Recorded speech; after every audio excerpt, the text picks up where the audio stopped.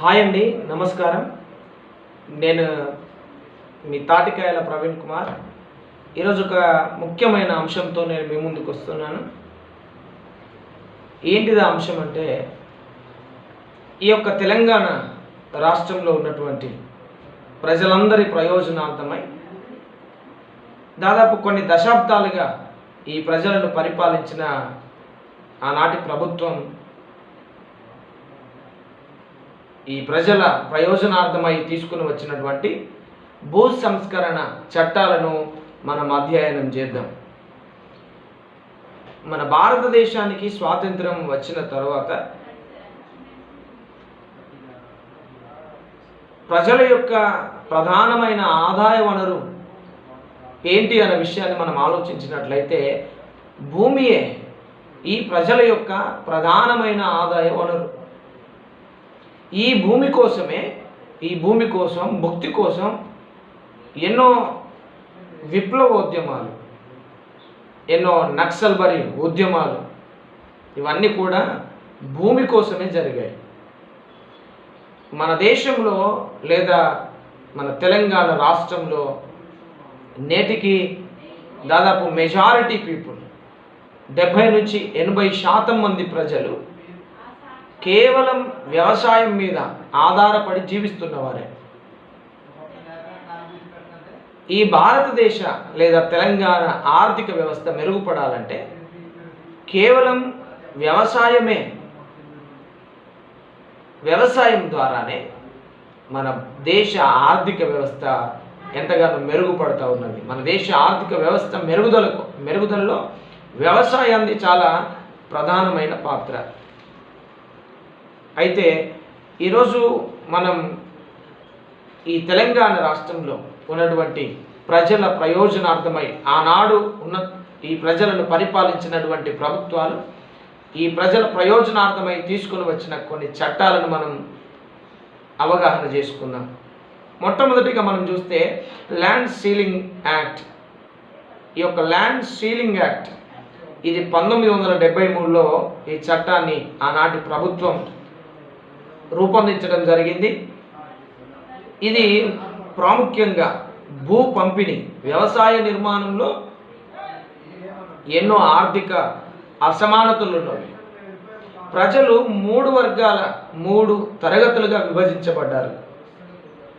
ఎగువ తరగతికి చెందిన ప్రజలు, మధ్య తరగతికి చెందిన ప్రజలు, బిలో పావర్టీ లైన్, దారిద్ర్య రేఖకు దిగువగా ఉన్నటువంటి కుటుంబాలు. ఈ 3 తరగతులకు చెందినటువంటి కుటుంబాల మధ్య ఎన్నో ఆర్థికమైన అసమానతలు ఉండేవి. అందుకోసమే ఈ 3 వర్గాల ప్రజల మధ్య ఉన్న ఆర్థిక అసమానత్వాన్ని తొలగించడానికి అప్పుడున్న రాష్ట్ర ప్రభుత్వం ఈ చర్యలను చేపట్టడం జరిగింది. ఏ కుటుంబం అయితే అధిక మొత్తంలో భూములను కలిగి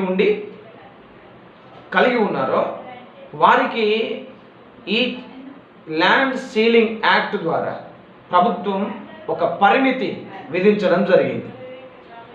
ఏ కుటుంబాలైతే రాష్ట్ర ప్రభుత్వం నిర్ణయించినటువంటి పరిమితికి మించి భూములను కలిగి ఉన్నారో అట్టి ల్యాండ్ హోల్డర్స్ నుండి ఆ భూమిని వారి నుండి తీసివేసి భూమి లేని చిన్న మరియు సన్నకారు రైతుల కుటుంబాలకు ఈ యొక్క భూమిని పంపిణీ చేయడం జరిగింది.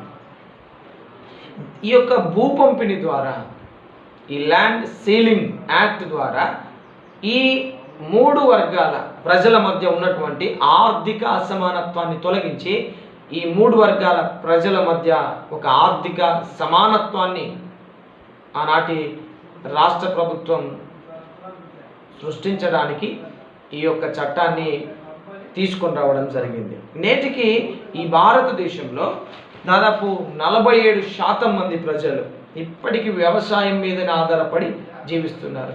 భారతదేశం వ్యవసాయ ఆధారిత దేశం.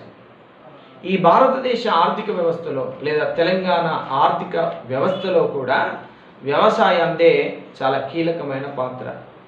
ఈ భారతదేశ ఆర్థిక వ్యవస్థకు వ్యవసాయమే వెన్నెముక. ఎందుకోసం అంటే ఈ తెలంగాణ రాష్ట్రంలో నేటికి అనేకమైన ఉద్యమాలు జరుగుతున్నాయి. ఈ ఉద్యమాలన్నీ కూడా భూమి చుట్టూనే తిరుగుతూ భూమి కోసమే, భుక్తి కోసం ఎన్నో పోరాటాలను చేయడం జరిగింది. అందుకోసమే ఎవరైతే నిరుపేద కుటుంబాలు ఉన్నాయో అట్టి పేదలకు ఈ ల్యాండ్ సీలింగ్ యాక్ట్ ద్వారా కొందరి చేతుల్లోనే బందీ అయిపోయిన ఈ వందల వేల ఎకరాల ఈ భూములను ఒక పరిమితి విధించి వారి యొద్ద పరిమితికి మించి ఉన్నటువంటి భూములను వారి నుండి తీసివేసి భూమి లేని పేదలకు పంపిణీ చేయడం జరిగింది. ఈ రీతిగా ఎన్నో భూదాన ఉద్యమాలు జరిగాయి. కాబట్టి ఈ ల్యాండ్ సీలింగ్ యాక్ట్ ద్వారా ఎందరో భూమి లేని నిరుపేదలకు ఆనాడున్న రాష్ట్ర ప్రభుత్వం ప్రయోజనం చేయాలనే ఒక ఉద్దేశంతో తీసుకుని వచ్చిన ఈ చట్టం ద్వారా తెలంగాణ రాష్ట్రంలో ఉన్న అనేక వర్గాల ప్రజలకు, ముఖ్యంగా మధ్యతరగతి పేద కుటుంబాలకు చెందినటువంటి వారికి ఎంతో ప్రయోజనం చేకూరింది. రెండవదిగా చూస్తే ఈ యొక్క తెలంగాణ వ్యవసాయ కౌలుదారు చట్టం, ఇది 1950లో ఆనాటి రాష్ట్ర ప్రభుత్వం ఈ చట్టాన్ని చేయడం జరిగింది.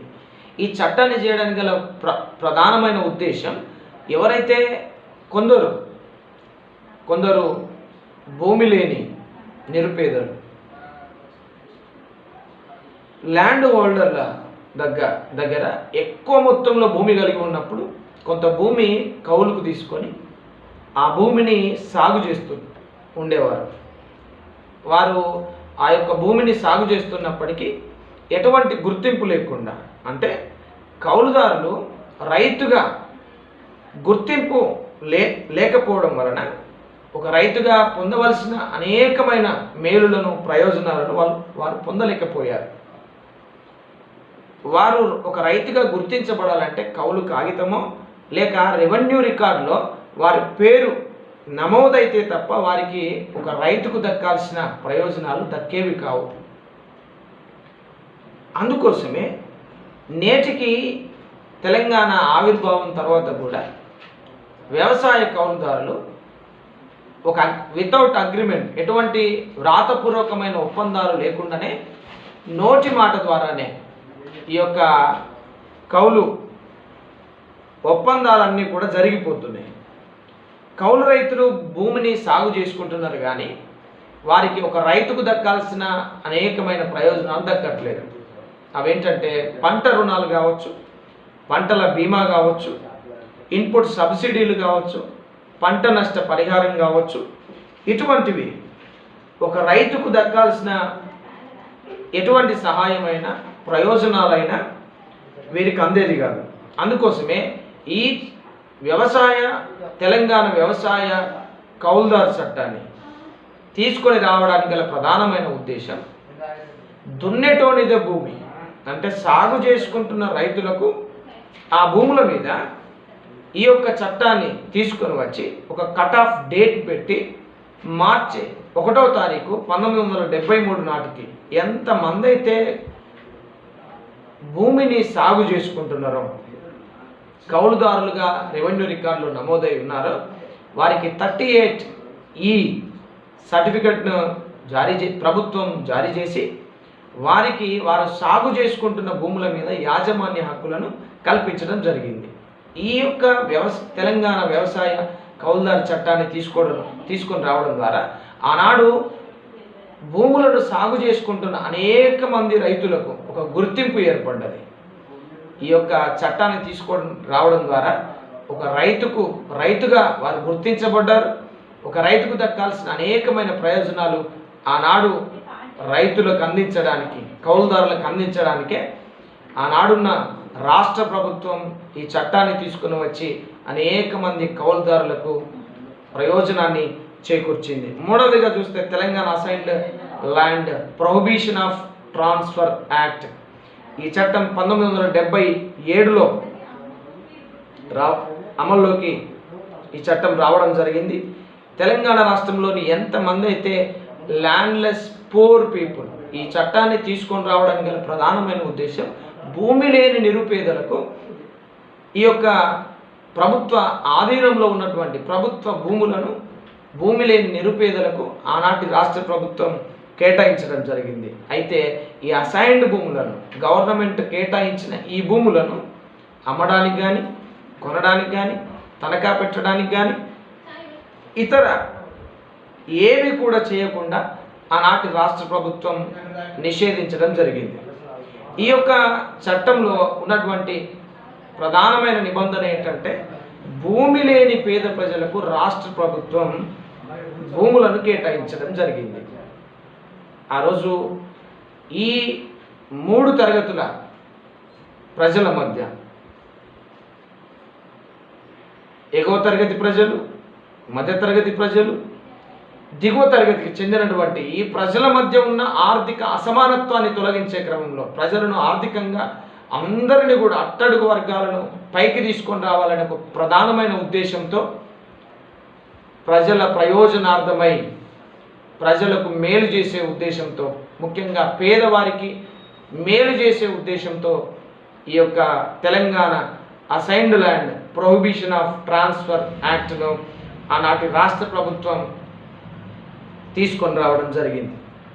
మరొక చట్టాన్ని కూడా చేశారు, ఇనామ్ ల్యాండ్ అబాలిషన్ యాక్ట్. ఇనాం రద్దు చట్టాన్ని కూడా ఆనాటి రాష్ట్ర ప్రభుత్వం 1956వ సంవత్సరంలో తీసుకొని రావడం జరిగింది. ఈ చట్టం యొక్క ప్రధానమైన ఉద్దేశం, దాని గురించి మనం ఒక అవగాహన చేసుకున్నట్లయితే, మన భారతదేశానికి స్వాతంత్రం రాకముందు భారతదేశాన్ని రాజులు పరిపాలించారు, చక్రవర్తులు పరిపాలించారు, జమీందారులు నిజాం నవాబుల ఆధీనంలో ప్రజలను వారు పరిపాలించడం జరిగింది. అయితే వారి యొద్ద అనేకమైన వృత్తుల వారు పనిచేసేవారు, రకరకాల వృత్తులకు చెందిన పనివారు ఉండేవారు.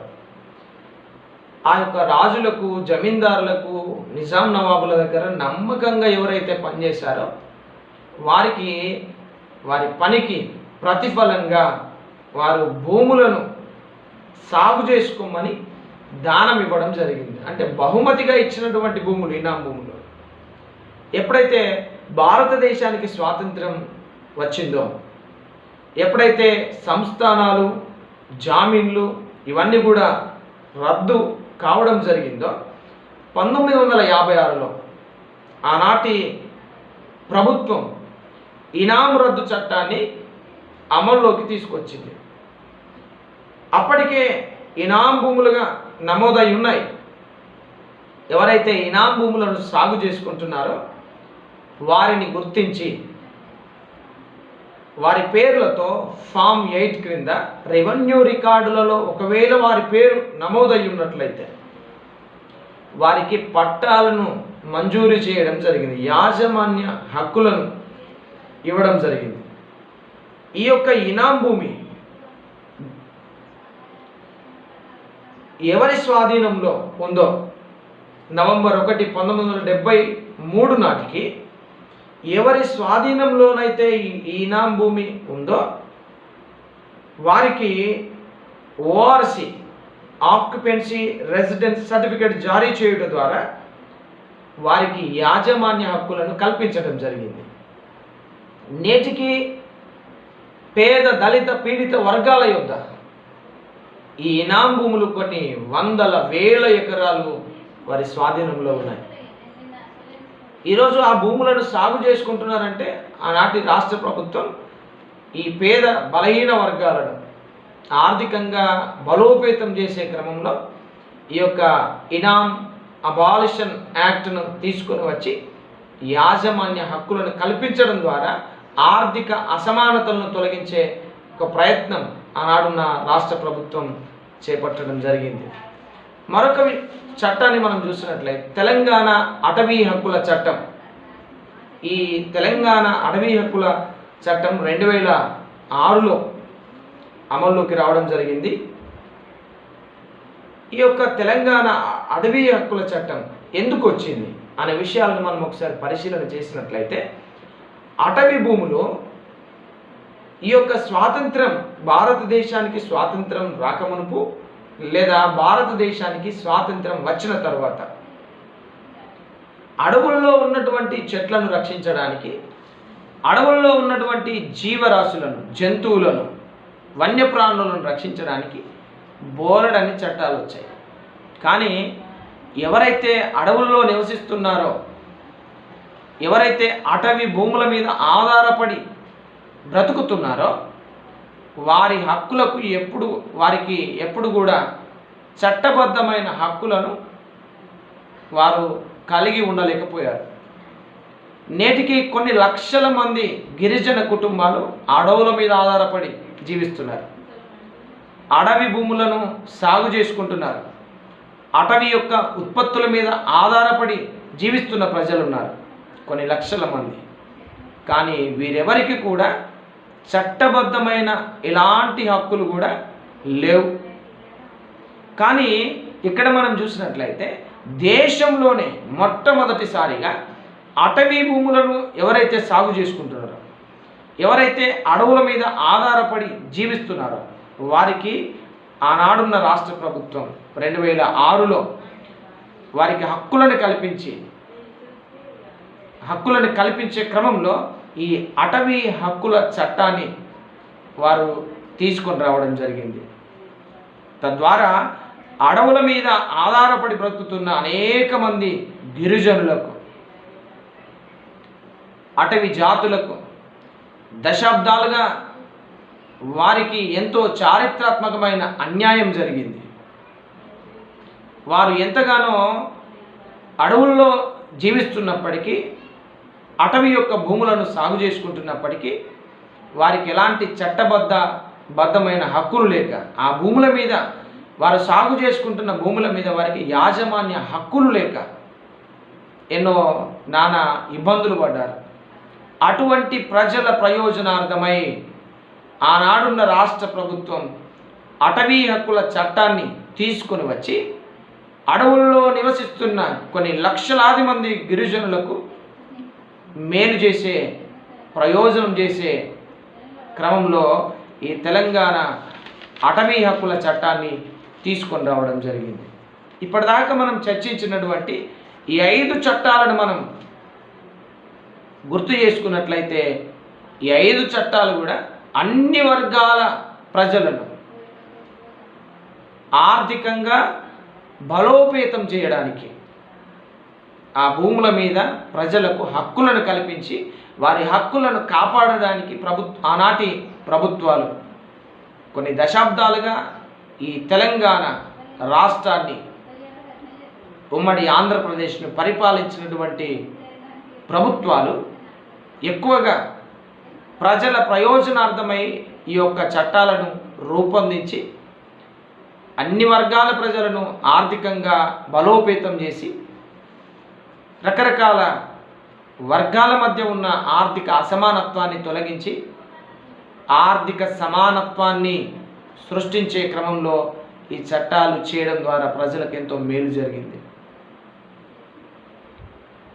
కాబట్టి ఈ చట్టాల ద్వారా ఎంతో ప్రయోజనం ఆనాడున్న ప్రభుత్వాలకు, ఈ ప్రజల మేలు కోరి, ఈ ప్రజల ప్రయోజనార్థమై, ఈ ప్రజల గురించి ఆనాడున్న ప్రభుత్వాలు ఆలోచించకపోతే నేడు ప్రజలు ఇంకెంతో దుర్భరమైన జీవితాలను జీవిస్తూ ఉండేవారు, ఇంకెంతో దౌర్భాగ్యమైన పరిస్థితుల్లో ఉండేవారు, ఇంకెంతో ఆర్థికంగా చితికిపోయిన స్థితిలో ఉండేవారు. కానీ ఆనాడున్న రాష్ట్ర ప్రభుత్వాలు ప్రజల మేలు గురించి ఆలోచించి ఈ యొక్క ప్రత్యేకమైన చట్టాలను ఈ రాష్ట్రంలో ఉన్నటువంటి ప్రజల కోసం రూపొందించడం జరిగింది. Thank you. ఈరోజు మనం